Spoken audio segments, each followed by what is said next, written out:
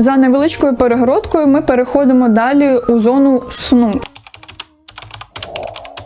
Зона сну має величезне ліжко із подіумом, який розширюється в сторону загальну. В ідеалі цей подіум потрібно зробити, щоб відкривалась кришка, туди можна було закидувати, наприклад, постіль на зміну чи інші якісь речі для сну. А в звичайному режимі даний подіум слугує місцем для гостей. Думаю, коли гості приходять, не всім приємно, щоб вони сідали на ліжко, місце, де ви спите. Тому даний подіум, ця сходинка створена саме для гостей, для прийому гостей. Ви туди кидаєте додаткові матрасики або подушки м'які і дивитесь телевізор, спілкуєтесь в загальній зоні. Ви можете навіть не заходити в зону сну, де ліжко. Над самим ліжком є полиця для книг та для заряду телефонів. Хоча розетки по бажанню можна зробити і на рівні самого ліжка.